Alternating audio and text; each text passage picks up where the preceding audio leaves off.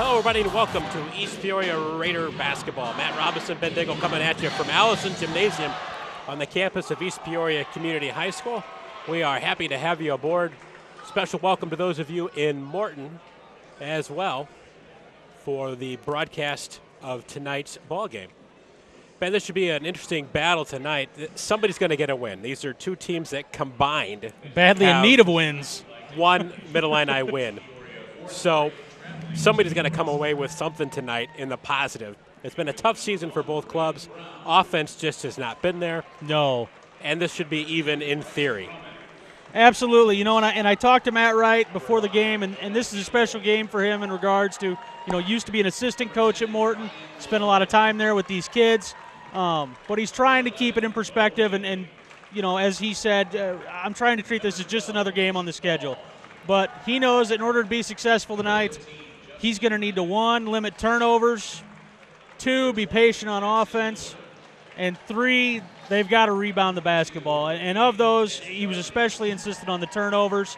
You know, we're not going to see a full court press tonight. They're not going to try to speed us up unless, you know, something changes. More in the half court and taking care of the ball, valuing the possessions, and making sure that you're, you know, not giving the other team extra possessions. And we've watched these teams a few times, so none of that overly surprising. Obviously, the turnover problem is there for both of these clubs. It has really caused East Peoria to have these lulls in games where you just don't score any points. So they are going to have to minimize those. They're going to have to minimize the damage in the paint, I guess you could say.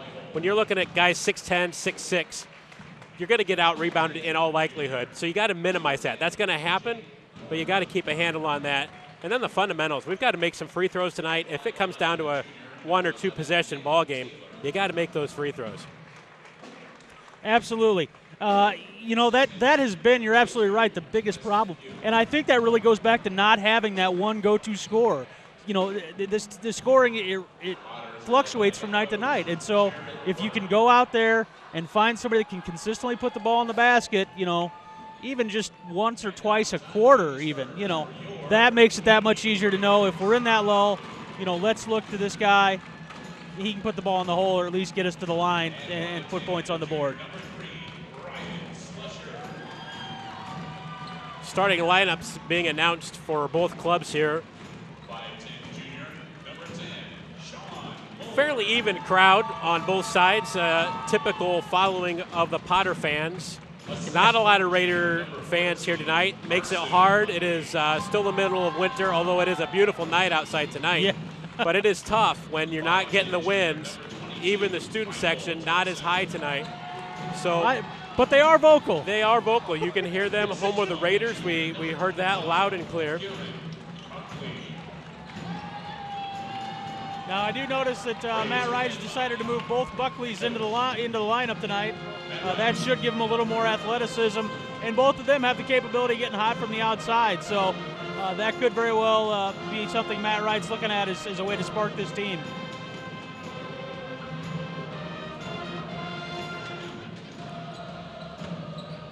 There are some shorts that are just way too short in that cheering section.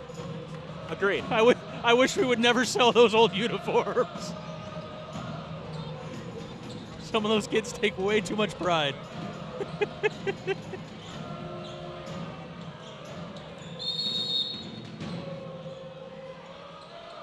We are underway. Raiders control the first tip of the ball game. We are underway. Raiders in the white. Potters donning the red. Wow, went right on a backdoor lob. Right off the bat. That is one thing that Matt Wright really firmly believes. He's got a pair of the best athletes in the Middle Illini and the Buckley twins, and he showed it right there. Kiernan at the line. Kiernan Buckley, 25, shooting 2 here. 13 seconds, our first whistle. Contact underneath. That's never a good sign. We might be here a while. It is not a good sign, and nor is that if you're East Peoria. First one up and off.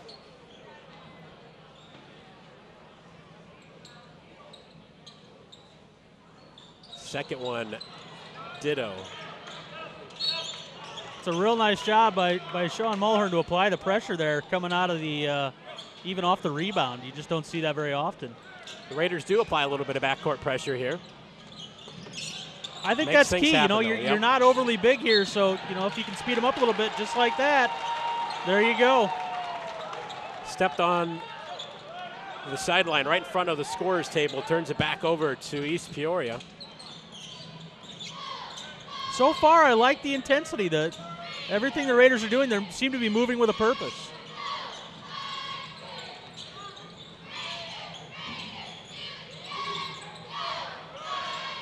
Both teams have come out and with that intensity matched, I think, on both sides. They're moving their feet, they're moving their arms. On defense here, Morton is trying to pass it underneath. That's a lot of traffic in there. Yeah, great job by Sean Mulhern to get to the lane, but it's kind of tough when your power forward is only 5'10". Raiders under their own bucket. Way up top it goes to Buckley. He will look for help, Buckley to Buckley, as he goes to the left hand. This is a really strange defense that Morton is playing now. They're leaving their big kid, Fuke, just kind of there in the middle. Boy, that's big by Carson Buckley. You know, he's going to have to extend that young man away from the basket and open up some driving. There for a little bit, he was content just to plant himself on the volleyball inline and dare people to come at him. Second turnover of the game already for Morton. Batted away. First for EP Little right there. zip on that. Tell you, East Peoria is going to have some of those perimeter shots. I think Morton's content to give some of those up, but open looks, you don't want that if you're Morton. And that was a nice shot by Buckley, taking advantage of the. Well, that's going to be key. You know, if you picked up that foul 13 seconds in, they're going to have to keep him out of foul trouble. And if they do, he could very easily be the difference maker in this game. Morse looking for help. Active hands by the Raiders on defense here. Michael Thompson's giving up a foot to Fuke, but he's working hard down low. Trying to get it inside, took the outside nice shot. There. Up really nice in. up fake to get that ball up in the air by Morse. Jake Morse, 2 ball. And it is 3-2, 2 minutes gone by. This is about what we'll expect for the rest of the game, I would think. Every couple minutes, we'll get a bucket. Vegas would not want to set the under on this game. Boy, I like what they're doing off the offensive Almost misses. got the trap. They're getting after it. Got the foul. Going to be on Buckley, I think. Carson Buckley.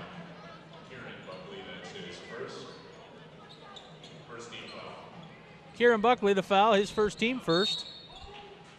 Now we've got 2 team fouls. A foul away from the ball on the inbound. And Mulhern. That's the kind of stuff you can't have, and that's one of the risks of playing this aggressive style of defense. Sean Mulhern needs to be on the floor tonight for East Peoria to have a shot here. Really nice job by Ryan Slusher to ride him into the front court. That's a nice job. Keep them from getting their offense and force them to start it further out. Yeah, neither team ever able to really get into any kind of rhythm offensively at this point. Little inside out. Dollard way up top for the Potters. Morse almost lost the handle on that. A lot of traffic inside again. 2-point shot up and in. Nice job by Weibel there to pick that ball up out of the scramble. Boy, that is the kind of stuff you can't have, though. That was almost a turnover deep in their own backcourt. He looks bigger than 6'6". 6'6" is solidly built. Oh, yeah, absolutely. But he plays taller than that, if that's possible. 4-3 Potter lead. 6'6", 185. That's pretty stout. You know, it's some college coach will put another 25, 30 pounds on him, and he'll be a monster. Mulhern in the backcourt. Goes to that left hand. He'll take it all the way down the lane himself. Boy, and draw Sean's the foul. lucky he didn't get called for a travel there. Nice job of getting to the basket, though. That's another key here.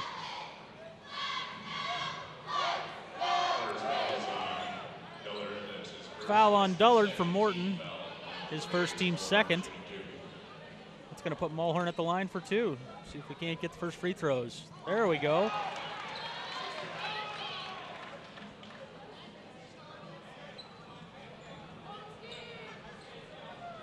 Is that 5 fouls we've had in this game so far? I believe so, sir. I believe so. 4 maybe. Mulhern makes good on both. Boy, it looked like East Peoria was setting up almost a 2-2-1 full court there. Maybe it was just the way Morton was set up to inbound against the press. Dullard, still a lot of physical play contact. there. Layup, Nice up good, cut there Corey by Dullard. That's a great layup there. Those are kind of easy points you just can't give up. Been a crim now in the game for East Peoria. Another 3-point shot, this one up and off. Potter's there for the board. Morse will come back the other direction. He'll take it at the top of the key. Now free throw line extended at the top of the key. Bounce pass inside Dullard, looking for help. Goodness. There were Is 3 guys Swinford. around that shot. Weibel up at the board. Raiders are doing a nice job. And we are getting physical as to be expected in a rivalry game like this. Tell you what, there's a solid mix, Ben. Oh, look at that. Look at that by Sean Mulhern. Mulhern That's just a with a great three-point play opportunity. by Mulhern. You know, we talked about this and taking nothing away from the contact that there is, but there's an even mix of contact and flopping down. Right, right. You're trying to get those calls.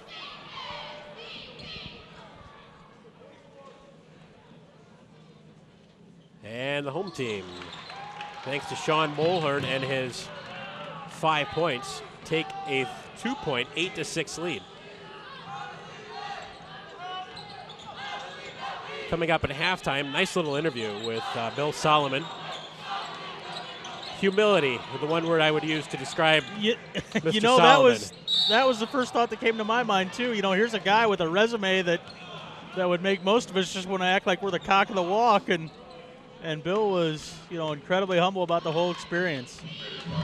I heard teammates, I heard friends, I heard coaches. Not a lot of talk about self. No, hardly any. First free throw for Swinford is off. The old rims at Allison Gymnasium just aren't very forgiving. No.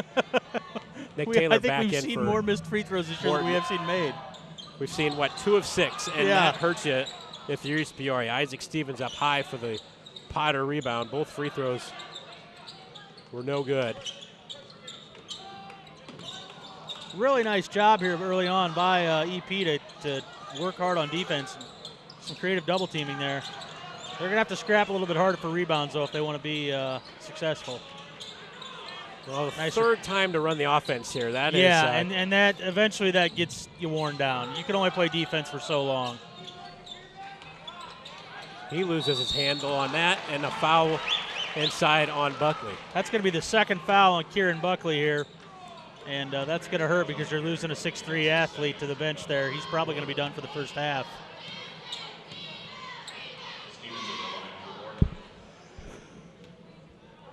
Isaac Stevens trying to tie things back up here. A couple of free throws. First one is up and good.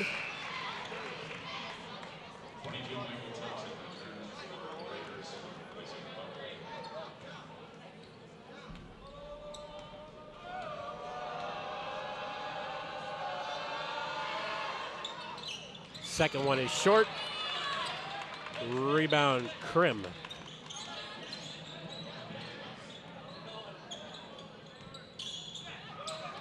Mulhern behind the back. Tell you what, they have applied enough pressure. It's been interesting getting across the timeline. I know we haven't been close to a 10 count yet, but it has been a bit of 7 count a couple of times. Yeah. Might have been a knee, but you're right. 2.5 minutes left to go. First quarter. East Krim's Peoria got to look 8. to get that ball into the lane right there. He's got to look to turn that corner and go hard to the hole. Morton 7.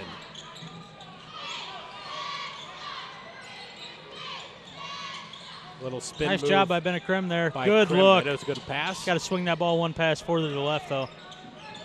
Krim to Buckley. That 3 ball is up and off, and 3 red shirts there for the rebound. So Morton comes away with it. There's a push. Reach in foul on the Raiders. And we are creeping Fouls towards are that mounting. magic number of 7. That's 5 now for East Peoria. The fouls are mounting. That's never a good thing when you're not a very deep team.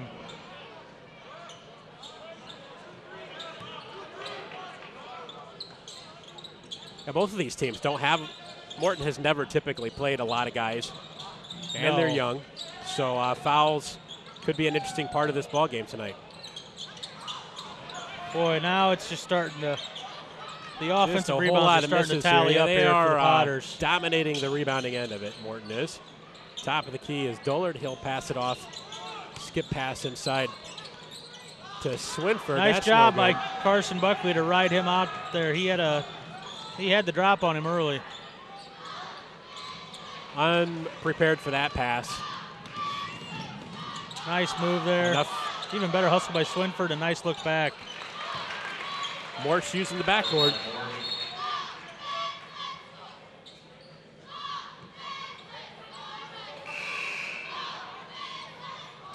We have a whistle, and I don't think we have anything but a stoppage of play here for substitution. I think that was maybe a warning for messing with the ball coming out of the basket there and not leaving it be.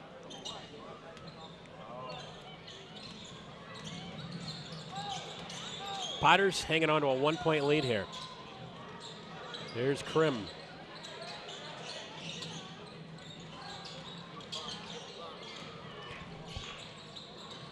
Trying to go one too many passes inside. Potters come away with another pick here. You know, we everything we talked about the Raiders needing to do right is going wrong, but the good news is you're only down 1 at this point. So A long 3 ball. I don't think that's nice the shot job by Morton Bennett wants. Krim to There's a stay after that. And a great timeout by Matt Wright. Timeout, Morton. It is 9-8 in favor of the Potters. East Peoria hanging on to kind of an odd sophomore game. Halftime, game tied. Seemed like Morton was going to pull away, Yeah, I think that got up to In what, the second 15 at half. one point or something? and then it ended up with a 3 ball at the last second to cut it down to a 2-point lead. Yeah, the sophomores are doing a really nice job, and the freshman team is doing a nice job too. There's definitely some depth on the way here. So if Matt Wright can keep coaching these kids up, obviously most of them are going to be back next year, and then you combine them with a pretty good sophomore and maybe a good freshman class, things are on the up and up here for East Peoria basketball.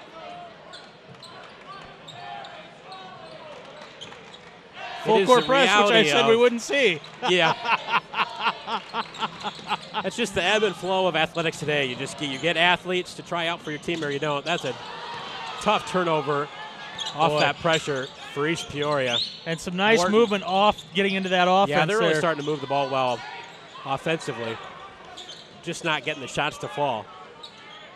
So they will pull it out here in all likelihood unless they get the obvious. And there is a whoops foul on Krim, which is the last non-shooting foul we'll have of the half. 18.9 left to go. Weibel back. Miller out for the Potters. And the 6'6" Weibel will inbound the basketball without pressure. A little bit of pressure now in the backcourt. We're down to 15 seconds. I'm not even sure even if we put anybody on him, he could have inbounded the ball without pressure when you're throwing over somebody 8 inches shorter. More contact underneath and a shooting foul. Good drive to the basket by Corey Dullard. I think that's going to go on Carson Buckley. And nope, Michael Thompson, thankfully. If that had gone against Buckley, we'd have been down 2 post players. Magic number 7. And in a ball game where neither team has been able to establish a flow, free throws now coming up. Oh yeah, gonna be a and that's challenge. where you can find your flow. Even if you're just taking the basket to the hole and getting fouled, make your free throws. That's a run. It doesn't matter. The free throw rattles out by Dullard. Of course, it's easier for us to sit up here and say make your free throws.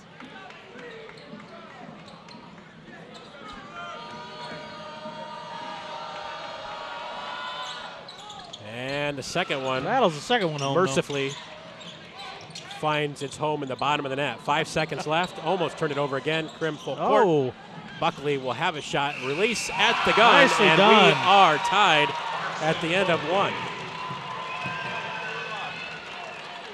10-10. Well, that's a positive way to end the first quarter for East Peoria. That's see if they can take some momentum there. We'll keep it here for this first quarter break. I've got two guys scoring for East Peoria: Sean Mulhorn, Carson Buckley, each with 5. Am I? Yeah, that is your correct? math is correct, sir.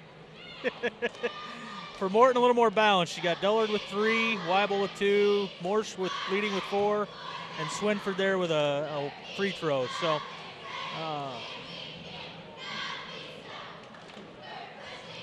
you know, I don't know what you take away from this if you're Matt Wright. Is it a good thing that you're just down, or you're tied? You know, given you only had 2 players scored and you're 7 fouls deep already, or Yeah, I think to a certain extent you do what you're doing. You maintain that pressure defensively, maintain the active hands. Morton's had some solid looks underneath. They have not gone down. We're even. Free throws have not been stellar by either team. Looks like 2 for 6 for Morton, 2 for 5 for East Peoria. So I tend to think we'll expect more of the same here, trudging forward through the next 3 quarters. right. Try to accentuate the positive, as the old song goes.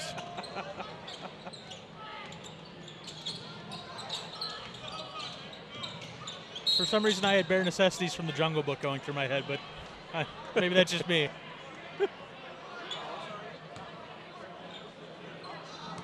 Well, there is some of that as well. There's the second foul on Carson Buckley, and now both the Buckley twins, Carson and Kieran, have 2 each, and your options on the wing are starting to get limited. Brent Weibel rattles the first one home.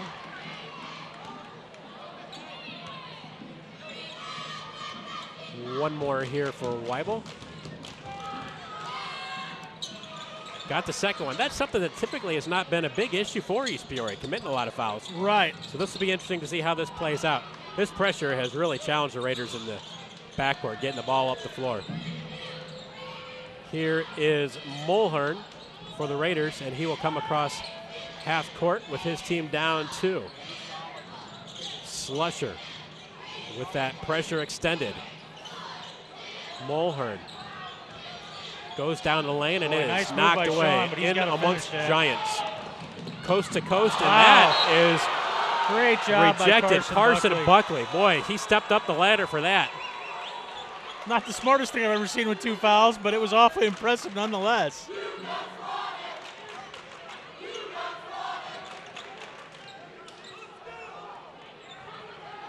So Morton to inbound with Morse in front of his own, in front of the Raider bench. Special welcome to those of you in Morton picking up the broadcast tonight.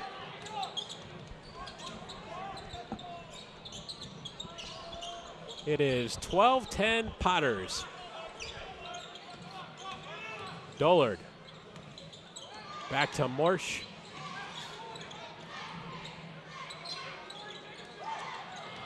Nice flash there by Weibel. Boy, nice bounce pass on and under. Nothing you can do about that, especially with that size. That's just an unstoppable combination right there. If they get that working, it could be a long night. That is the biggest lead of either team tonight. 4 points. 14-10. Coming down to 6.5 minutes left to play and a half. Ball on the floor. That'll be a whistle. Possession arrow Raiders.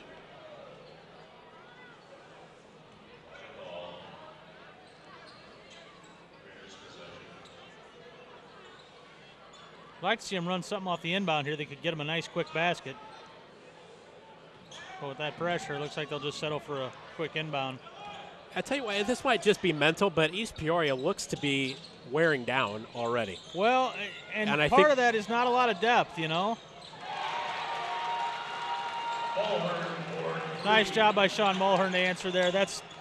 You're going to have him step up. Wow. Offensive foul push Offensive on foul while the ball's 80 feet away, no less. Swinford.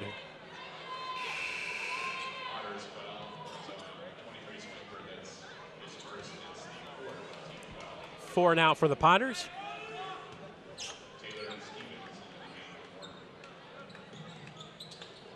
It's not to say they're not right in this, but they're putting the ball on the floor a lot, having a hard time getting it through the full court pressure.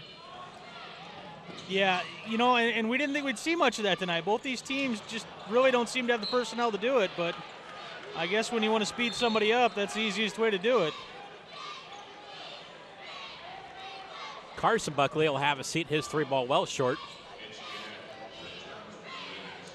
Everybody had retreated for the other direction. That ball, everyone watched that bounce oddly out of bounds.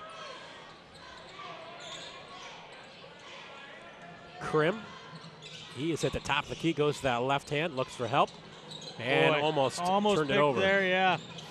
Another 3-ball and a foul on a 3-point shot.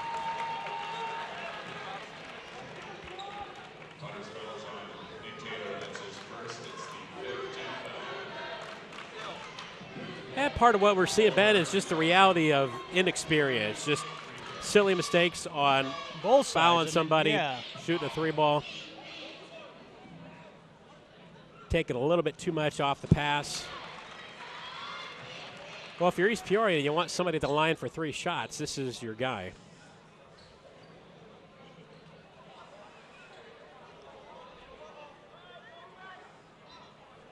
He says jinxing, Mr. Mulhern. I'm glad it's just not me that's guilty of it anymore.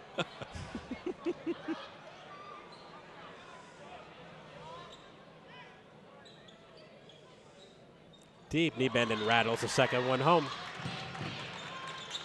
2 out of 3 is not bad. He 5-0 run here by Sean Mulhern himself. Yeah, he's got 10 points, 10 of the 15 Raider points.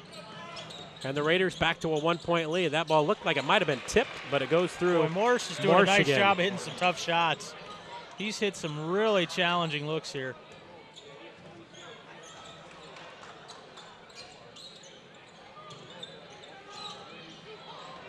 Well, and how do you try to get Mulhern a blow when he's your offense? That's the other challenge for the Raiders tonight.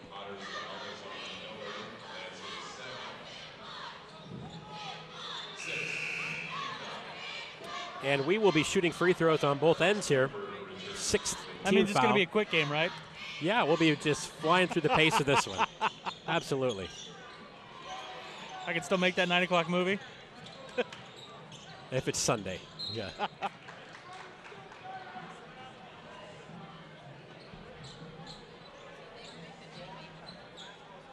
Try this one more time. Into the backcourt. There we go.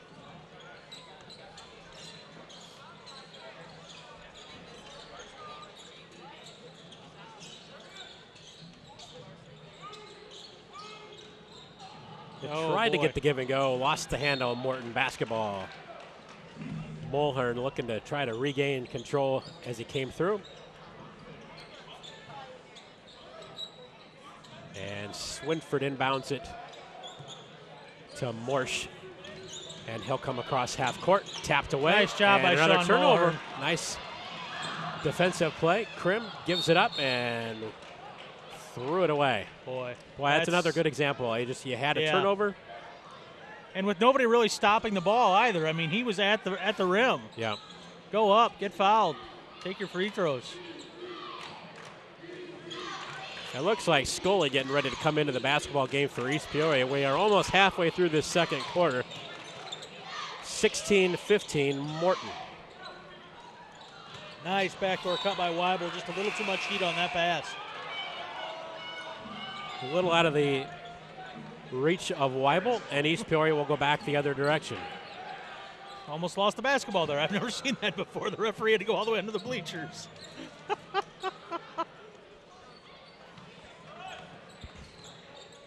We've had 4 possessions here without a shot, so a couple of trade and turnovers here.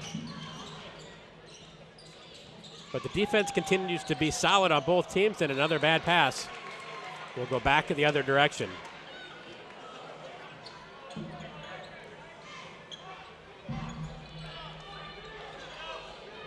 So pressure certainly forces mistakes, but both teams need to just slow it down here a little bit. Well, get back to the basics. You know, we talked in the opening, patience on offense. You know, kind of reminds you of Hoosiers. 5 passes before anybody gets a shot off, you know.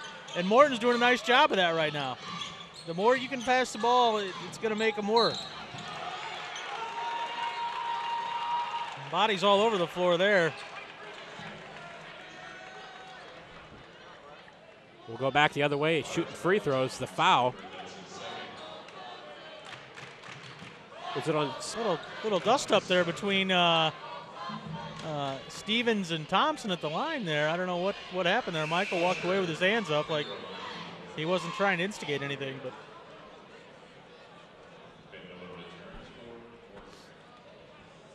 so here's Slusher with his chance to bring things even with the first one. 1-1 here. 3:43 left to go until a halftime.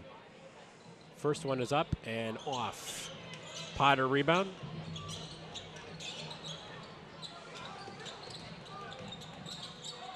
Morsch with the bounce pass. Now to Stevens. I think the last foul was on Stevens. That's what we were clarifying there. Air ball on the 3. Scully.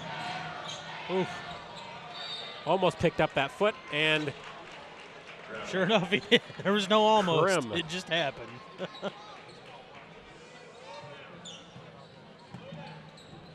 Well, it's hard to be too rough on these kids, but it's just kind of what you expect. It's just two teams that have struggled, and this is where they've struggled. Struggled with free throws, struggled with turnovers.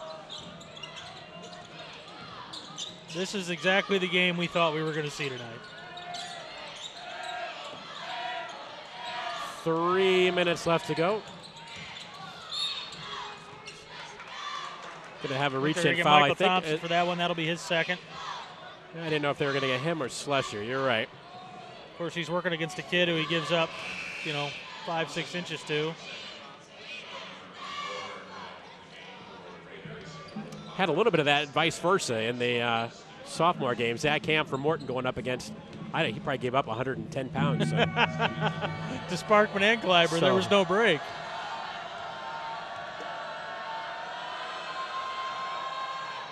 Raider fans making some noise. The free throw is up and off. And it remains 16-15. And again, I think that's the positive in this. The Raiders haven't been extremely good. Great backdoor cut there by Mitch Ganem. And you're still leading this game. So, I mean, if you put this together in the second half, there's a good chance to pull away in this thing. Nice job by Ryan Slusher to keep that ball alive and give his teammates a chance to track it down, especially in there against the 6'10", or pardon me, the 6'4" Miller. As far as limiting damage in the paint, East Peoria has been able to do that here in the first half. Absolutely. Based mostly on Morton's inability to just get the ball through the hoop. They have struggled inside, and that is a hand in the face, or it is fast feet, three ball nice up job and in by Sean Mulhern. And he got knocked down again. That could have been a 4-point play. And the Raiders on a bit of a run here. A 14-10 4-point Morton lead has turned the tables here to a 4-point Raider lead, 20-16. A 10-2 run here by East Peoria. Flat-footed foul nonetheless called. Boy, I don't know about that. Ryan Slusher. Slusher looked like he got a lot of ball there. And all of a sudden we're looking at Ryan, among the Raider starters, Ryan Slusher having 2 fouls, Carson Buckley with 2, Michael Thompson with 2, Kieran Buckley with 2. That's 4 of the 5 starters, and this could start to become a problem. Morsch's first free throw is good.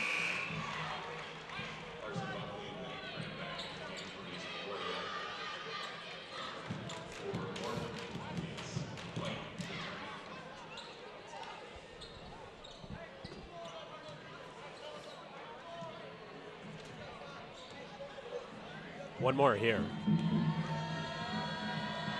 for Jake Morsch. Second one rattles through, and he got it.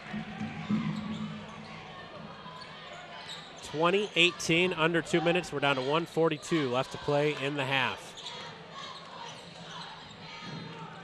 Krim back for the Raiders. He's got the ball, gives it up.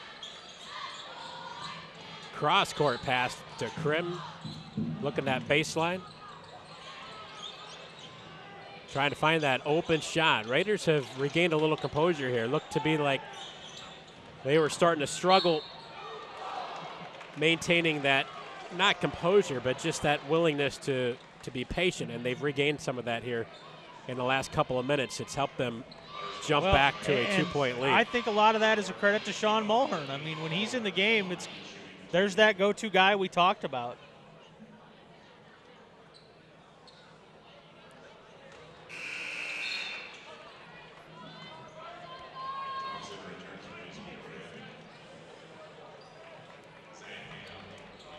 Thompson back for EP, Ham in for the Potters.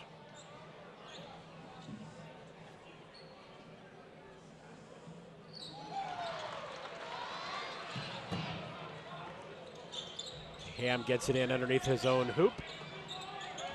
To Morsh. A little bit of pressure here by East Peoria as we wind down to the last minute of the first half. Reach in foul. They're going to call it a blocking foul. They're going to get Aaron Scully for that. Scully, yep. El Presidente.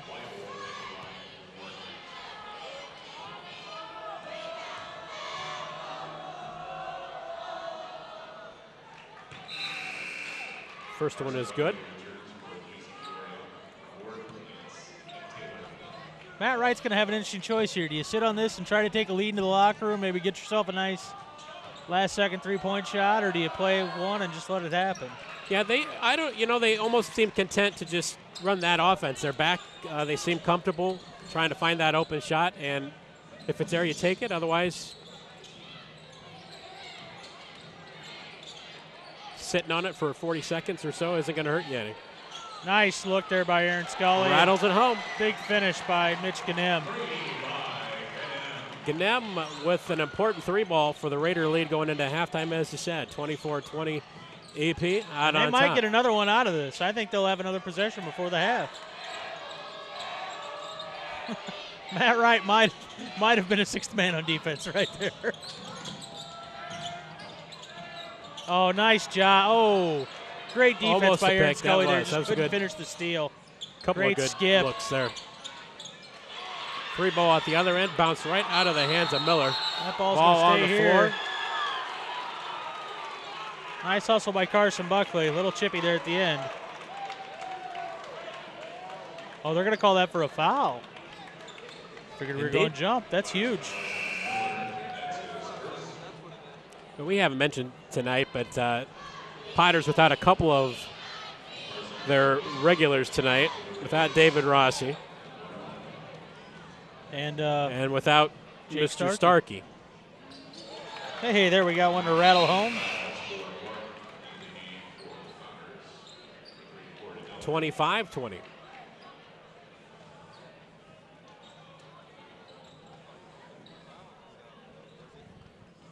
This is finishing the first half similar to the Limestone game, where East Peoria went on a nice little run. Absolutely. Yes, I wholeheartedly agree there.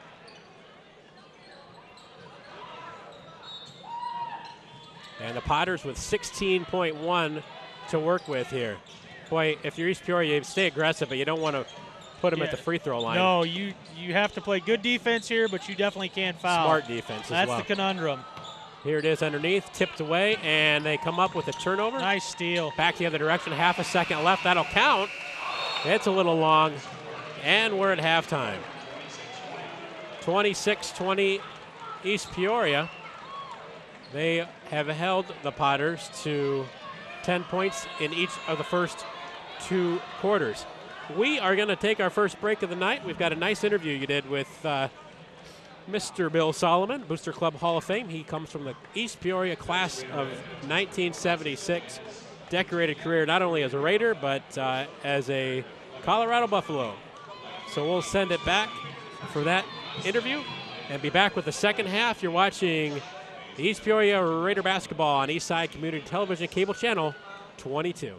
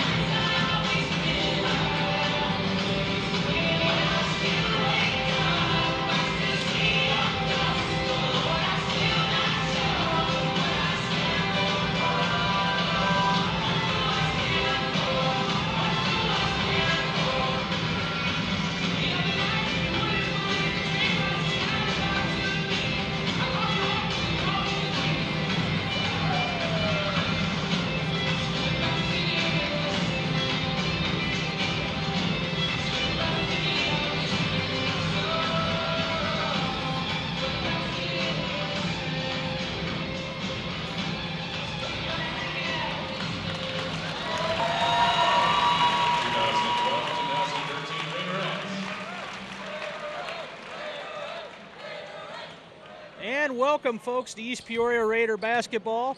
Tonight's a very special night here at Allison Gymnasium. It's our annual Booster Club Hall of Fame induction. And with us tonight is one of the most accomplished athletes in East Peoria history, Bill Solomon. In his 4 years here, Bill earned 9 varsity letters, 4 in football, 3 in baseball, and 2 in basketball. Most notably went on to play collegiately, both football and baseball at the University of Colorado. But Bill, let's talk a little bit about your football accomplishments first.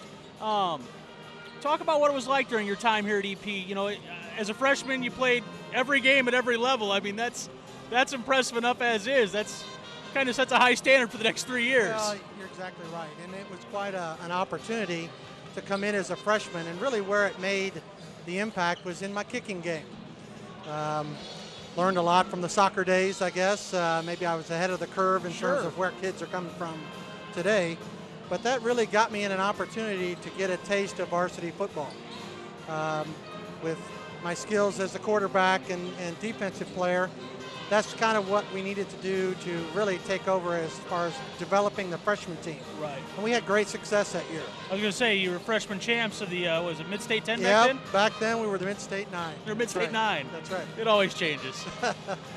But talk about your evolution as a football player from, from that freshman team up to a senior, where all of a sudden, one recruiting service, I believe Street and Smiths, lists you as one of the top 100 linebackers in the country. What was the key to that evolution? Well, I think I owe a lot to my coach, Pete Margettis. He took over when I became a sophomore as the head coach. We took an opportunity to take a very young team to Springfield Griffin that year, not really knowing they were such a powerhouse. We came away from that game with such a convincing victory that it really set the stage. But the idea was, I'm still growing, still developing, and we had a good team in front of us out of the seniors that year. Tremendous squad. I didn't need to be linebacker, so I played secondary. Okay. The evolution was, as I got older, became a junior, got a little bigger. Coach Margettis, kind of his fancy line was, well, why give him 5 more yards? Why don't we just let him be linebacker and make the tackle there? And that's really where it took off. He taught me the position, and I'm really appreciative of that. Like hitting people. Yeah, absolutely. Now, talk a little bit about your time on the baseball field as well. Obviously, you're part of that 74 team also in your sophomore year. Correct. One of the best East Peoria teams regardless of sport and school history. What was that experience like, to play for Fritz Millard and enjoy that run? He was always a very laid-back head coach, but he always stressed the basics, the principles, the fundamentals of the game. And when you put enough guys through doing what they're supposed to do, nobody being asked to do more than what they're supposed to, we put it all together. We had a very good season, kind of in and out with a couple different streaks, both winning and losing, but we put it all together when it came tournament time. And again, led by a very good senior crowd. Sure. We put together a very good tournament. Fortunate enough, only by one run, a couple of plays, we might have been champions. All right. Now, we've talked about your time as a 3-sport athlete here, but really it came down to baseball and football. What was the recruiting process like for you as far as, were you looking to play both sports in college, or was that something that was just kind of presented to you and you thought it sounded like a pretty good deal? Or No, I really went into it from the very beginning, believing that I could play both sports. Kind of the way it works, football comes first in the year. Baseball, wait till spring. Football came with the offers of a full-ride scholarship. So the opportunity was to speak to the coaches at the time and say, hey, what's the opportunity to come in, play football, and play baseball? A few of the schools were not open to it at all. So that kind of worked my that kind of winnows the list for you.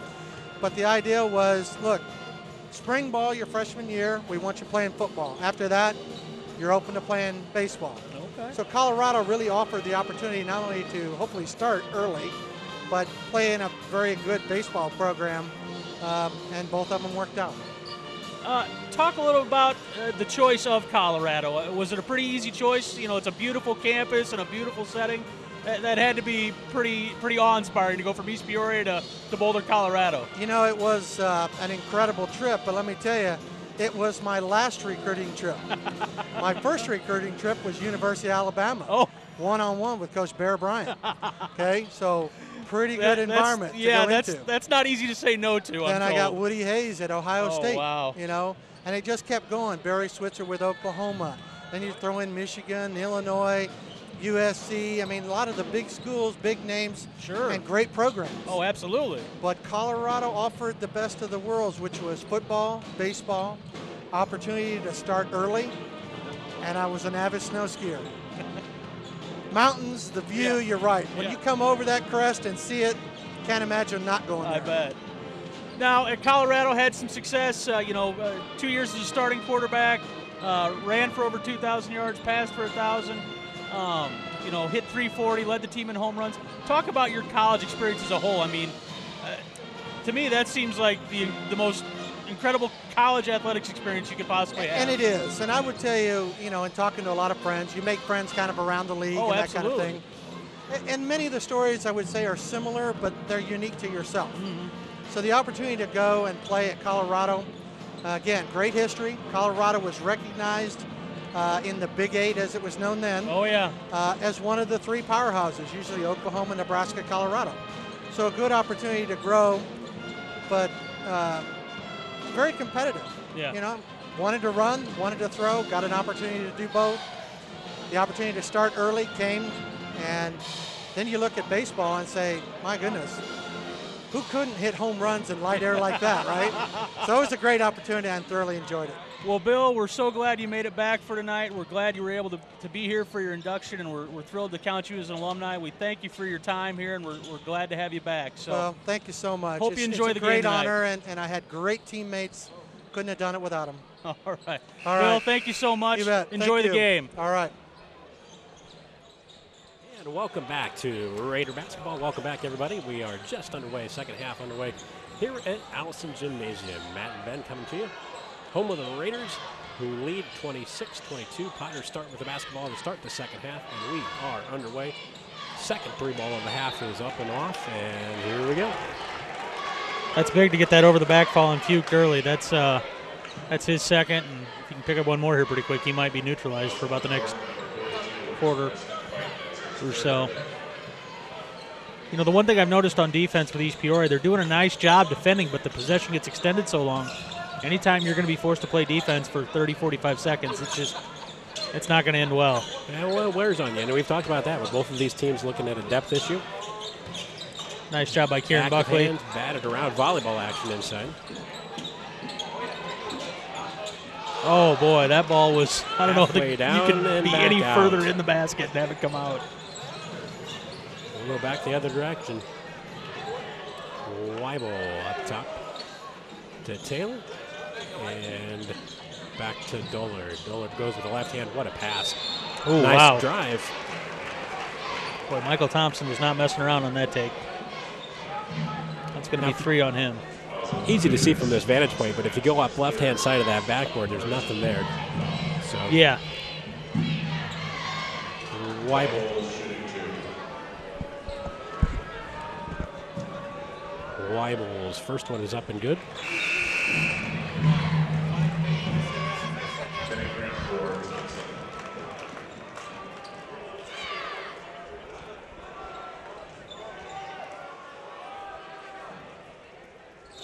Hits them both there.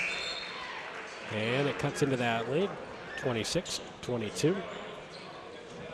Swinford back for the Potters.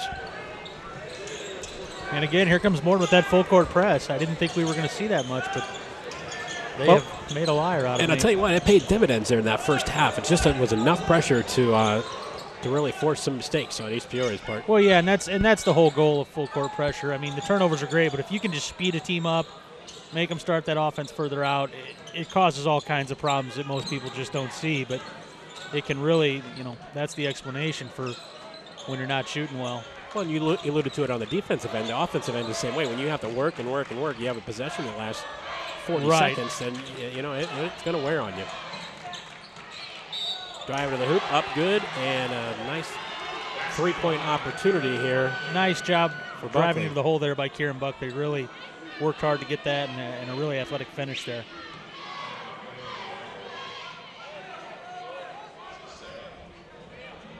He missed his first two opportunities at the line in the first half. See if he can make amends here. Second time at the line for him is successful. 29-27. That's the biggest lead for either team in this ball game. We are 2 minutes into quarter number 3. East Peoria looking for their first Mid-Illini win. They come up with a turnover. Oh, wow. Nice move nice by ball Bennett movement. Krim. And Bennett Krim with his first basket of the basketball game, I believe. Boy, yes, came sir. at a great time for the Raiders. It extends their lead to 9. Boy, Krim could have ridden that trap a little bit better there. I think they could have forced a turnover. Swinford will go back to the free throw line. I think that's Buckley's third. I believe you're right, yeah. Got the last one there on Buckley. Was that on Kieran or Carson? Yes. You're correct. Must have been Kieran because they took him I'm going to go with Kiernan on it. That's what I thought that it was, but I was checking my free throw percentages, and oh my goodness, that was wide right. Just pushed it a little bit. Scott Norwood-esque. Yeah. Ooh, we don't mention that when we're here at the high school. That gets Doug Martin all fired up. I've seen that man weep, and it's 20 years now on. Well, we are at a pace again of the first half here. We're getting some early fouls. The difference now is we're starting to rack up 2-3 fouls on kids here, so this will be interesting. Right underneath their own hoop, turnaround shot up off the glass a little bit short. Nice Dollard job by get Ryan Slusher to challenge that ball and then turn rebound. around. That was a good rebound for the Raiders. Raiders. Rebound, yeah. So here comes Mulhern. And his 14 first half points. Nice look there by Bennett Krim. Well, that ball's got to go back to Mulhern on the wing, I think. Krim getting some minutes here for East Peoria. Well, I'm not sure Matt Wright has a choice at this point. Not that Bennett's not capable, but with the way the foul system's playing out, or situation rather, it's going to get ugly in terms of who's on the floor. And we trade turnovers and come back the other direction. Almost lost that, did lose that. Ball on the floor, skip pass. Now we're going to have a timeout, East Peoria. I didn't know he held possession long enough to call the timeout, but we get the timeout. 4:32 left to go in the third quarter. Matt Wright was right on that timeout. And, in a game like this where you're trying to keep that momentum, every possession is going to be key if you can create some more scoring opportunities for yourself. T-shirt toss time for the Raider cheerleaders. I got to call Bradley and see if we can steal that hydraulic T-shirt cannon and just wheel that thing in here. Cannon. I like cannons. They have them at the Chiefs game. That's you have to be high up in the pecking order to operate the cannon, and it is fun to watch that. Although the rule at the Chiefs games is you cannot shoot it up into the upper deck. You do not want anyone reaching over for a T-shirt. Not worth the plunge. The injury that would be sustained. Yeah, that's not a good thing, no. Those are the high roller suites anyway. Those folks can all afford it. That's true. Morsh in the right place at the right time. Forced turnover by the Potters. That lane opens up, and a foul will send Dollard back to the free throw line. It's going to be 3 on Carson Buckley now, too, and we're starting to see it pick up. Baseball season getting close for yes, it for is. you guys as well. Yes, it is. We at ICC have started practice, and I know all the local teams or all the local big league teams are having their conventions this weekend, and from there they're all head to spring training. So felt like spring today. That was the nice part. Yeah, we're not going to see 50 again for a while. Yeah, I saw -2 for a low. I kind of wanted to cry. Yeah, that. Central Illinois, though, so I mean, within 4 days of that, it'll be back to, yeah, tolerable. Again, underneath their own basket, in among 3 Raiders, draws the foul. You want the pressure, but you want the pressure on the inbound pass, too. You don't want that opportunity 2 feet from the hoop. No, that's, just a tough situation there, a triple team, and just simply because the young man is 6'4", 6'5", he can go up and finish over 3 kids that might be 6 foot. First free throw is good. It is 31-24. Second free throw is good as well. Looking better on the free throws both ends here. Yeah, they are, and sometimes that's just all it takes. You make a couple and away you go. Nice ball movement, breaking the pressure. Layup at the other end by Buckley is good. Kiernan with another basket for the Raiders, and they're back to their 8-point lead. Morsch, top of the key at the other end for the Potters as they continue to try to work that ball inside. Inside out action, tipped out of bounds. I'm not sure that was tipped. I think Morton might have got a gift there, but it's all right. They usually even out as the game progresses. So the Potters will inbound at their end of the floor, down to 3:45 left to go, third quarter action. Trying to chip away at an 8-point Raider lead. Welcome to those of you in Morton watching the ball game.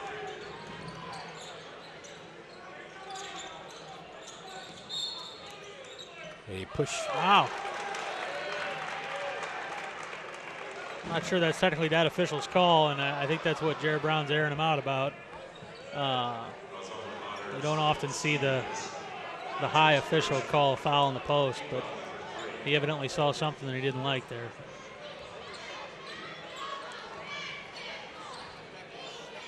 He's blown that whistle many times, so he is. And one more there. And we got another one with a turnover here, picking up the feet.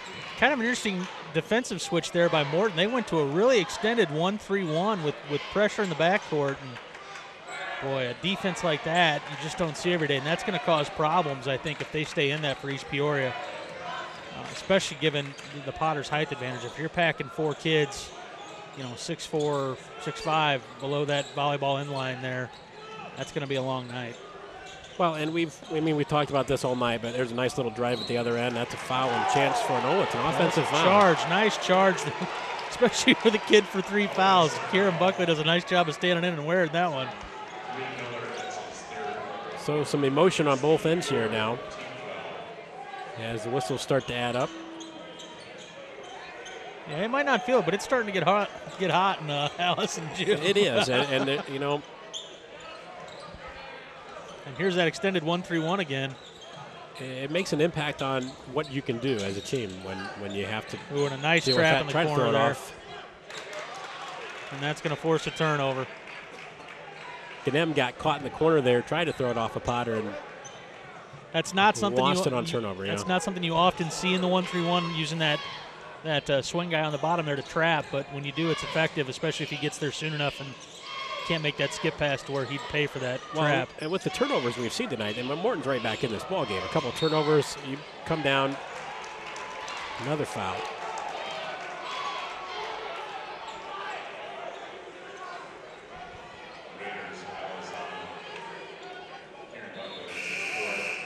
That is 4 now on Buckley, so we may not see him certainly for the rest of this third quarter.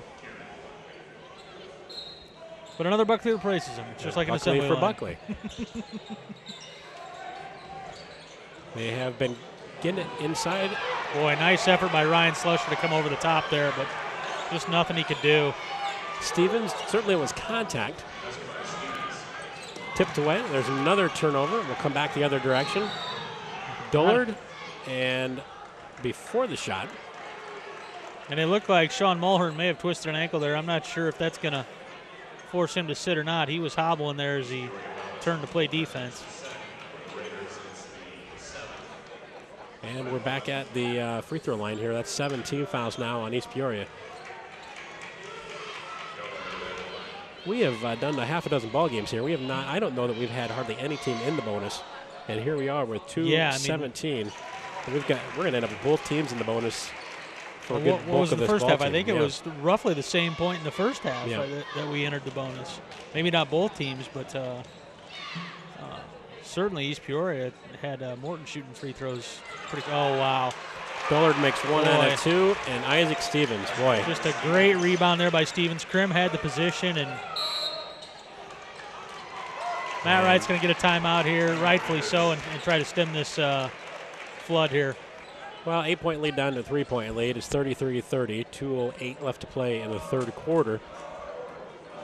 And the Potters have matched their offensive output from the first 2 quarters. 10 in the first half.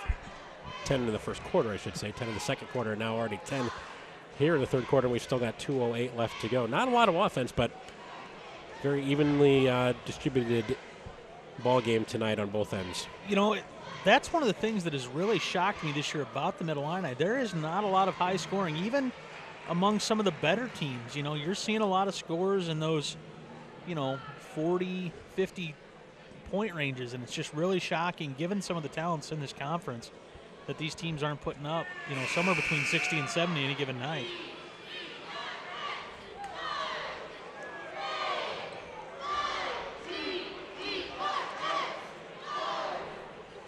I think Matt Wright's probably trying to figure out something to counter this 1-3-1 right now, but it also wouldn't surprise me to see Jarrett Brown come with something that's not a 1-3-1. Could go straight man here. In fact, I think he's gonna, the way it looks with Swinford shadowing Ganem right now. Both coaches working on the officials tonight. They're gonna stay in that 1-3-1.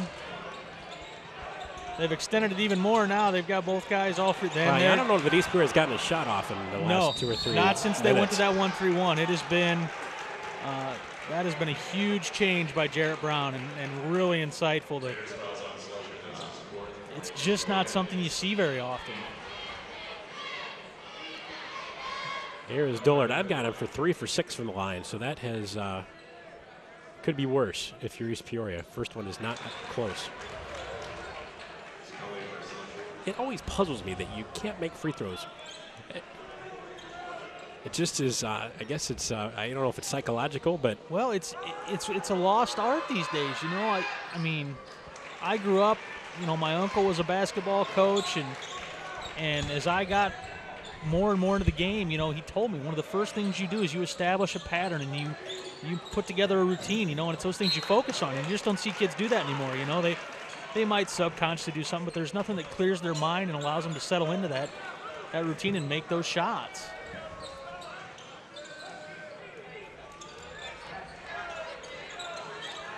Two-point lead. East Peoria has struggled with this defensive switch up by the Potters. Ball back on the floor, and it comes away to the Potters again. They will. I was just about to remark that East Peoria had 2 point guards on the floor, and this might help the ball handling, but. Hey, there's a lot of traffic. The Raiders were able to collapse back defensively and at least prevent a layup, and actually ended up with basically a turnover here. So they'll get the ball back. That's going to be the 4th on Dullard. So foul trouble mounting on both sides here. Swinford really extending himself in that 1-3-1. It's a one-man full-court press. Got some interesting sideline conversations going on here. It's a very conversational official in front of the Raider bench right now. I usually make my way down to Matt Wright and Jay Bowman's office after one of their home games, and nice shot there by Carson Buckley. Matt was telling me that this year one of the officials he was chewing on, he says, "What do you want me to tell you, Coach, that you were right and I was wrong?" Matt said, "Yeah, I want to hear that." And he goes, "You were right, I was wrong," and ran back down the floor. One shot that time for Morton. Yeah, that's huge, and hopefully if you're East Peoria, you hold for one here and take that 5-point cushion into the final quarter. So there is just took it right out of his hands. Yeah, I mean, that was just nice picked defense. him clean. Oh, Stevens, wow, another great block by Carson Buckley. And great adjustment by Bennett Krim there. Wow. So both teams really showing some hustle. The Raiders are fired up. Got the fans back in the ball game here. I know on camera that probably looks sloppy, but that was probably some of the most athletic plays I've seen this year on both ends. Yep.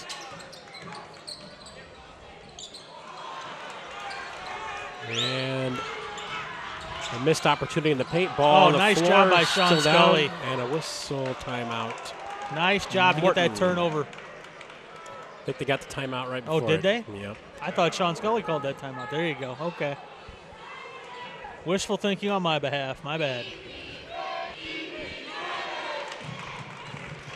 18.1 left to go. We'll take a moment here to thank our crew. Mark Laswell producing tonight's broadcast. Director Dave Gibbons. Andrew Harvey running the audio. Daryl Dixon, Paul Cousins on the cameras. CG scoreboard operator Dawn Armstrong.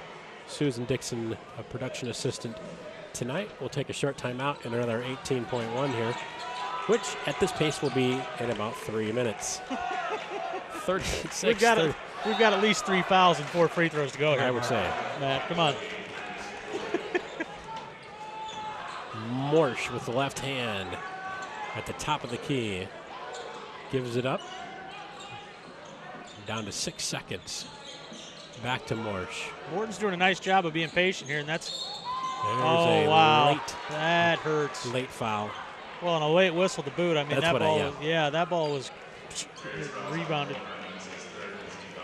Third foul on Sean Mulhern, too, with 1.2 to go. That's unfortunate. Here you think you got to stop, and all of a sudden you hear the tweet. Swinford, deep knee bend shot is up and good. They've got him at 2 for 5 from the line. These are unofficial, clearly. You are correct, though, 2 of 5. Second free throw is up and good.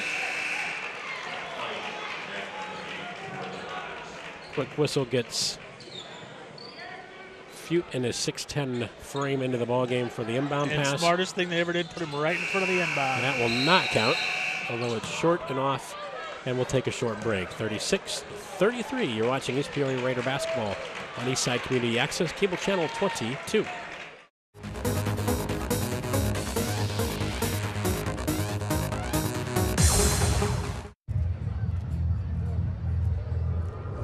Looking for these? You drive buzzed. It could be one very expensive ride.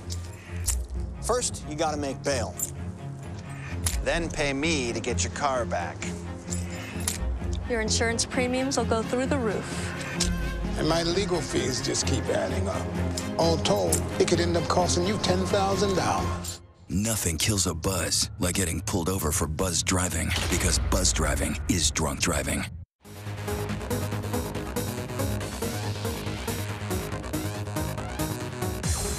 Welcome back, Allison Gymnasium. Start of the fourth quarter here.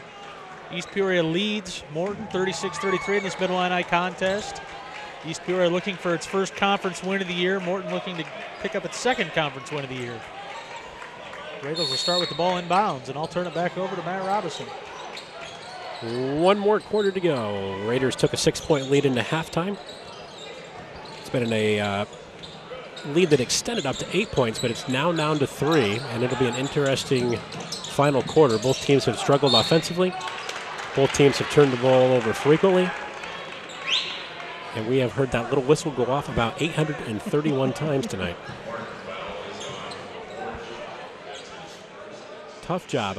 Wow, somebody, mean no one of the disrespect. starters actually just picked up their first foul. Morsh from Morton picking up his first foul.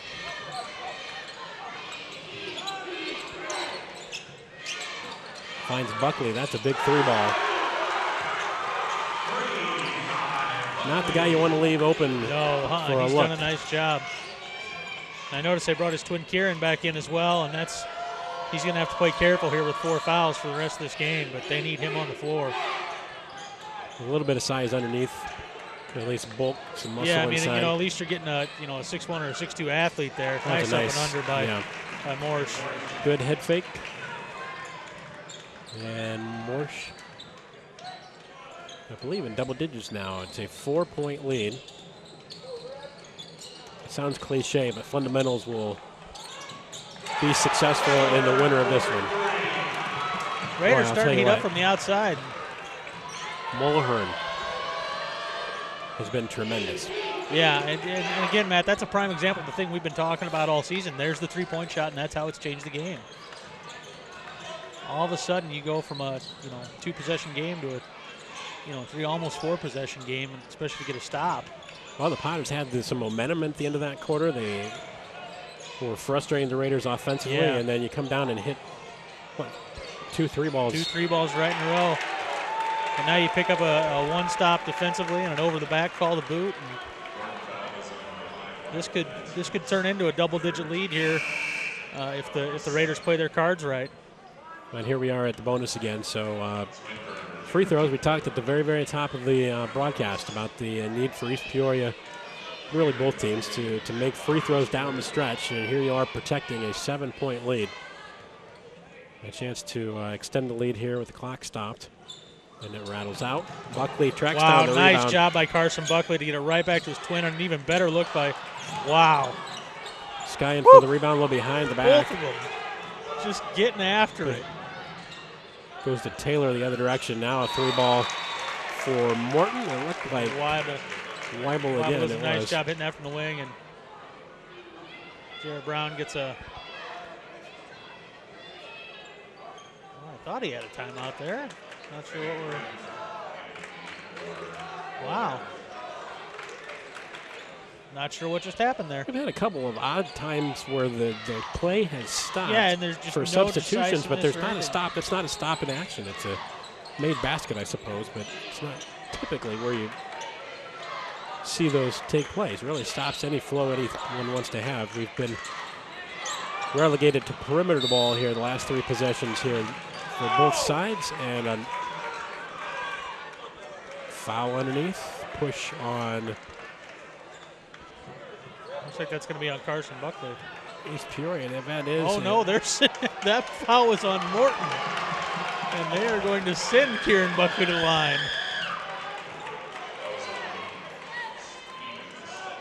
Foul on Isaac Stevens.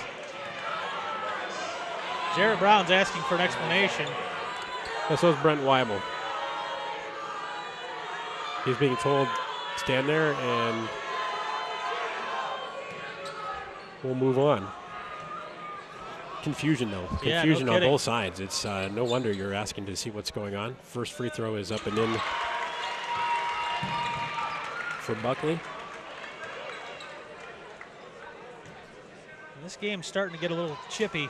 Well, and with a lack of pace, and you're calling every possession there's been a foul call, take 5 seconds to explain what's going on. Right, yeah. Here's calm the guys down a little bit. Here's what I saw, at least. It might not be right, but you can't fault the guy for what he thinks he saw. That's the human error in all our sporting games. Nice job by Bennett Krim. Oh, wow. He goes down with the ball, and they call the travel, so we'll keep it right at the Potter end of the floor. They'll inbound in front of their own bench. I just bench. happened to catch EP Athletic Director Brad Dubois there when he called that travel, and the ball was out of Bennett's hands before he hit the ground, and Brad just had his palms up going, wow, that was crazy. And now we're, I think the referees are trying to keep control of this game, but I think they're over-controlling this game. If you can understand that paradox. Well, I would agree with you. It's just that this has been the pattern from, what do we go, 7 seconds? Did we go 13 seconds before the first? And it has not let up. We're going to be shooting free throws. People are frustrated, and the team that is able to control their emotions and hit free throws apparently will be the ultimate victor tonight. Maybe a 3-ball thrown in there for good dramatic measure, and we'll see what happens.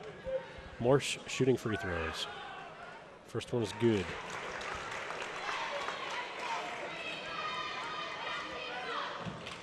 I see some names that we have not seen in a while.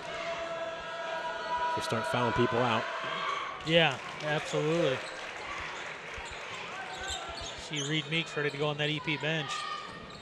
He might be brought in to use up some fouls. Here's Buckley to Ginem, and they continue to work the ball around now. Slusher. Ball kicked. East Peoria's done a nice job of adjusting to this 1-3-1. They haven't let it rattle them.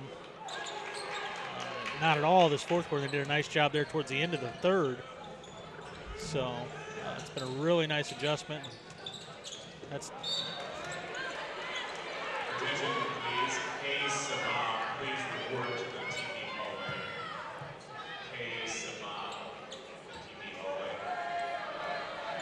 Well, we've seen more kicks tonight than the last MMA fight.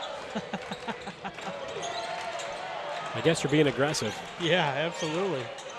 Knocked away, ball back on the floor, still on the floor. Now,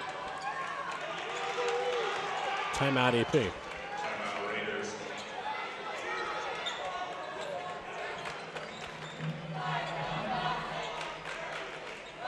Part of the ever-changing landscape. It's tough to distinguish what is a possession and at what point are you in possession.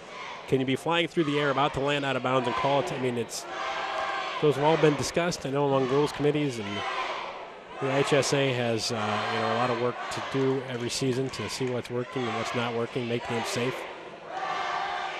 but yet enjoyable for the kids and the people that come to support them. Absolutely. 44-40.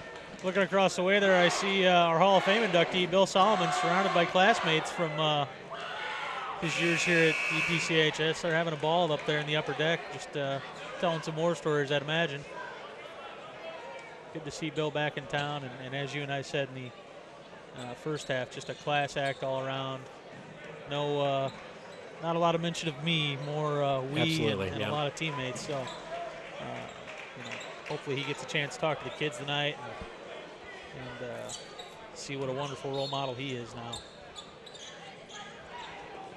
Speaking of longtime Raiders, ran into Dave Rogers down there. Yeah, I saw Coach Rogers here. He is actually due to be inducted into the Illinois High School Baseball Coaches Association Hall of Fame next weekend up in Chicago. A much-deserved honor for Coach Rogers. Ganem, a tough passer. I'm not sure where he was looking for that throw, but miscommunication, I think, on that. And the Raiders give it up here.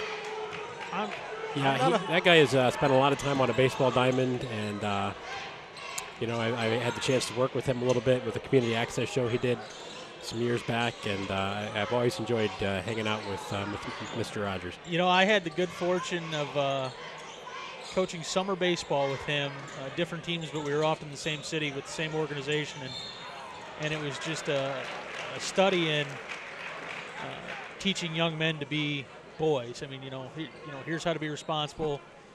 Everything from how to go to bed at night to, just to get your rest, and just really impressive.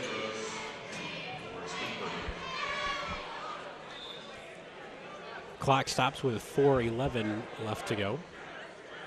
So. And free throws again here for Swinford. Oh, my goodness. Wow. I really think it might be that basket. Because if you notice, most of the horrible misses occur at that end of the gymnasium. Maybe I can convince the science department or the math department to come down and take a statistics study or something, or check the angles. That was only mildly better. Hit the rim at least. 44-40.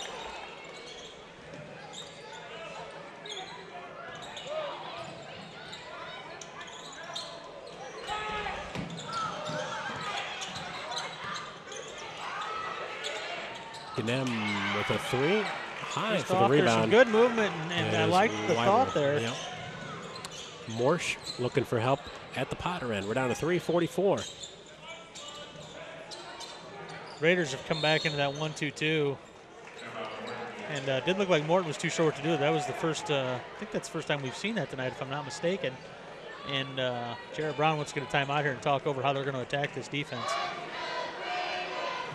Yeah, we give these kids a hard time, but they're still learning the game, still getting those fundamentals down. Oh, and, absolutely. Easy for me to say I couldn't make a free throw here unless you give me one of those. Like I need like the ramps they have in bowling, something that will direct the trajectory of the basketball into the little hoop. Nice. Or maybe one of those nice big, don't they have extended Yeah, the novelty rims? hoop. Yeah. There you go. We'll go down to the state tournament exhibit and get you one of those 5-foot wide rims. Nerf, I can probably still hold my own, but well, Ben, this will be an interesting 3:39 here. Yeah, this is going to be nip and tuck all the way. I don't think we've seen the last of Morton by any means. I think the Potters are right in this, especially if they get a score here. Score and a stop, and this game takes on a radically different look. Raiders nice job by Aaron Scully there to dead that ball. Grabbed a lead, and even better job. Boy. Oh, wow. Just a dead look there on the layup, and but a second chance. Yeah, that's exactly. That's the big key here. Another nice lead wow. pass. Great backdoor cut there by Dullard. You know, didn't convert the first open layup, does convert the second one. That's huge. One possession basketball game, 42-44. Raiders maintaining that lead. They've not given up that lead since the second quarter. This is where you may just look for Mulhern to take it himself. Just like that. 3 ball is good, and it gives him a 5-point lead. Boy, that just changes things so quickly. Another nice drive, though. Morse getting into the lane. Morse is making it look easy. It sounds odd to say that, but he just plays effectively at that size of 6'6". He really does. Reach in foul. I think that may send Mulhern back to the free throw line. It will.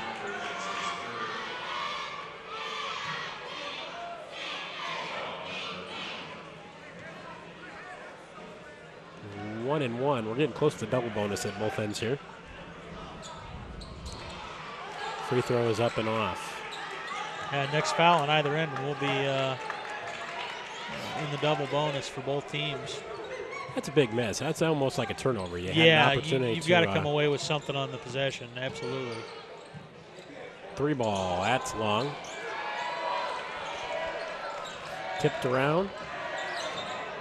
Swinford almost had a hand on it. We did have a hand on it for the Potters, but he is going to get called, I think. Nice job of ball handling there by Bennett Krim. Yep.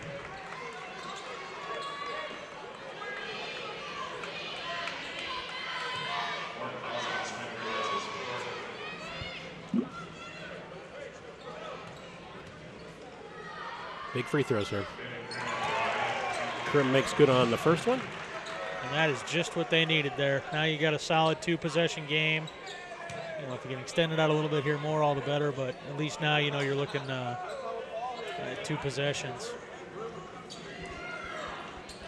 Second one rattles around and nice job by Mitch off. to get in there and fight for that board. Just a little off there, though. Good hustle back into play. Potters have been typically looking for that shot underneath, been able to penetrate that lane a few times here and had some good looks. Really, they've had some good looks all game in the paint. They're using a lot of time here, though. This is, if they don't score here, they're going to be finding themselves forced to foul a lot. Wow. Well, that's a strong turnaround shot. Tough finish there by Stevens. Left hand, off balance, one-handed, left-handed. It is 48-46. Coming right down to it. $1:38 left to play in the fourth and final quarter. And regulation, dare we say. Possession arrow goes to Morton. Both teams shooting free throws. Potters in the double bonus, so they'll be shooting 2. So I guess you would say East Peoria has committed 10 fouls.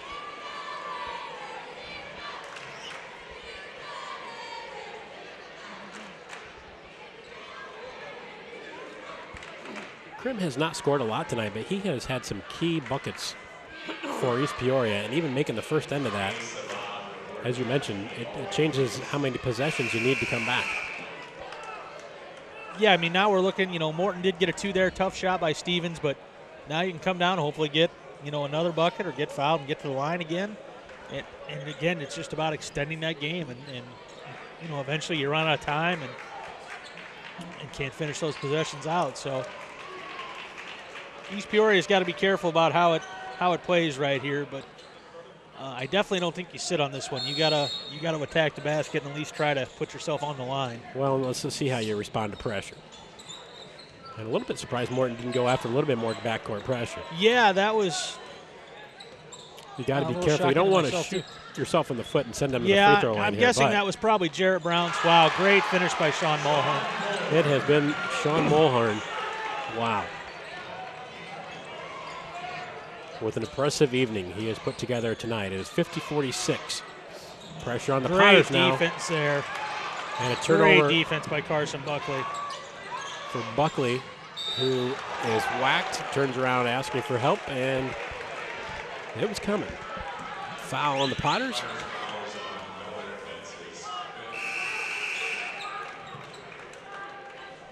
Dullard going to foul out. And Jarrett Brown's going to use this 30 seconds for an opportunity to talk it over the rest of his team. Wait and see. Was it on Morsh? Did he foul out? Or No, I believe that was on Dullard. 1:05, the clock stopped. Yeah, I believe that was on Dullard, number 3. And that brings in number 11, Taylor, who has played sparingly tonight. They, as you said, Morton, not a traditionally deep team to begin with, but made more so tonight by the foul trouble. The hush falls across the crowd.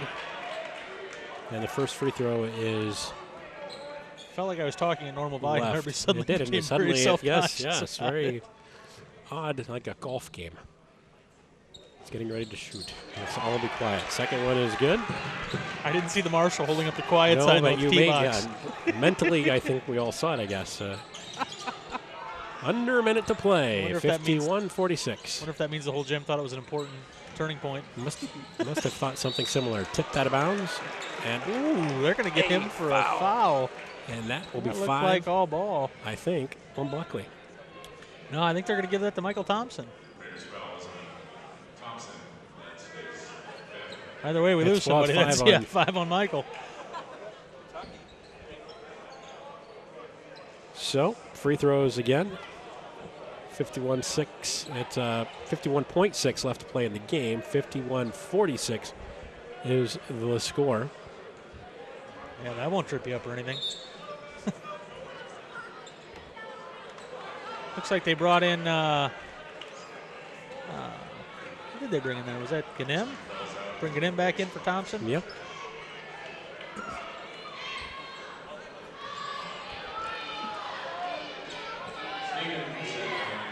Stevens here at the line. He is 2 for 3, I think, from the line is what I've got, unless I've missed a couple here. His first one is up and good. That's the smoothest free throw we've seen all night, without a doubt.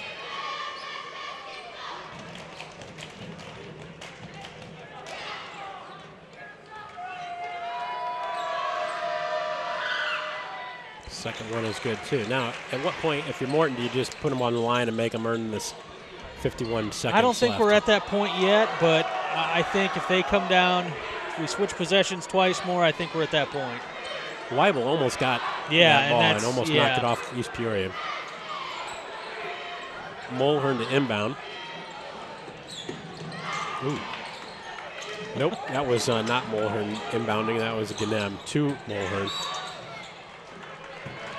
Well, there's your answer. We're going right back to the line. Finally, I think is on Taylor.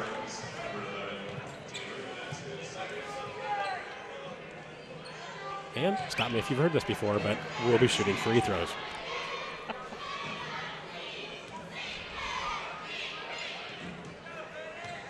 Krim in his 2 for 4 for the evening is good. It's where the legs start getting tired. You know what you're supposed to do. You know you're supposed to go through your routine if you have one. Easier said than done, though. Second one is off. And it is 52-48. Ball. Oh, wow. In the air. And Stevens. Called him for a block in midair. I didn't know that was possible, but it looked like Carson got a lot of ball there. And that's going to be his 5th. So the second Raider to foul out of the game. 37.8 left to go.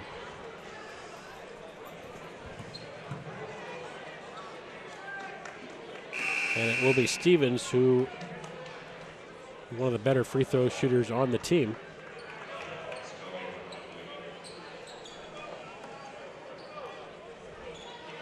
Try to knock it down to a 1-point possession. 4-point Raider lead. It was tied 10-10 at the end of the first quarter. The Raiders took a 26-20 lead into the locker room at halftime, led at 36-33 at the end of the third quarter, and they lead it here 52-48. Make it 52-49.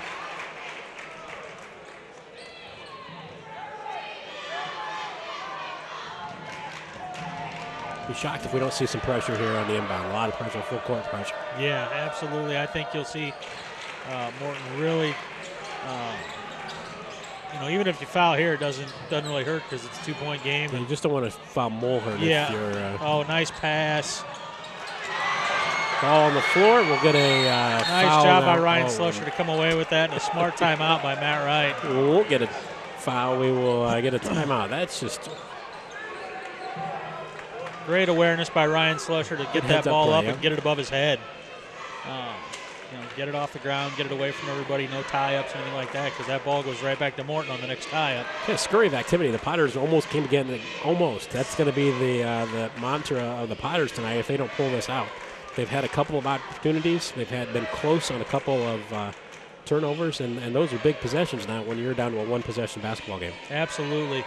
Absolutely. Now it's all about who can squeeze the most scoring opportunities out of these last 28 seconds. Well, who blocks out? Back to the fundamentals. You miss a free throw, can you get the rebound?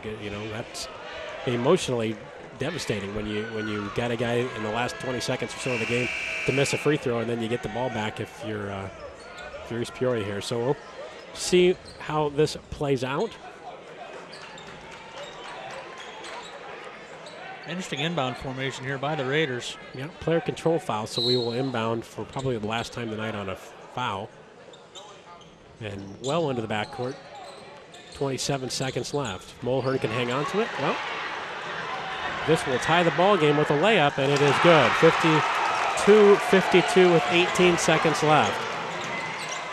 Here is Mulhern. He will take it the length of the court with 12 seconds left. He'll lose possession. Stepped on the end line, and it will be East Peoria basketball. 9.9. I don't think anybody has any timeouts left either. 9.9, another Raider hoop. Still think a whistle will play a part in the end of this ball game, but we'll see. I think somebody's going to get whistled going to the basket here.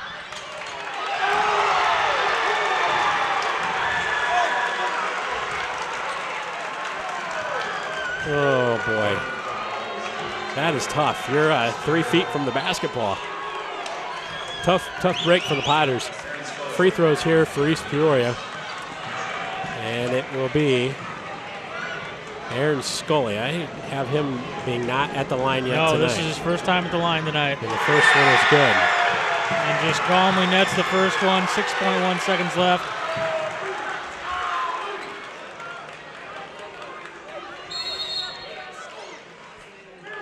They will have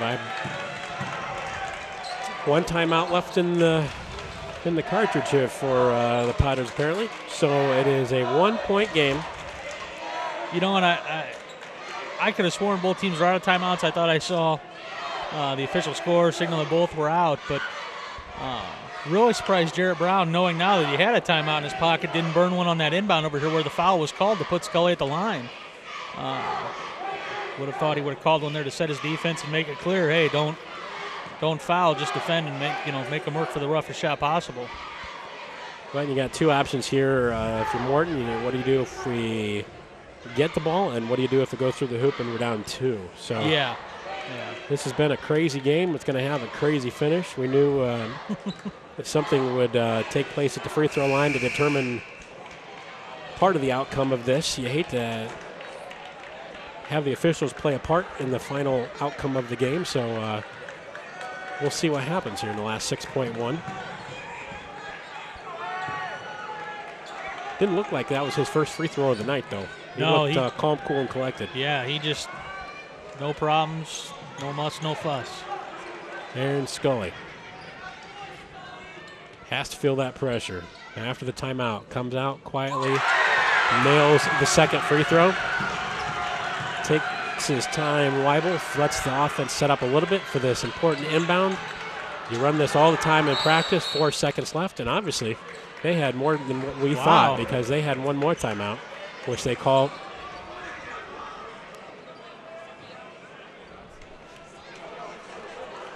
So 3.9 left to go. It's 54-52.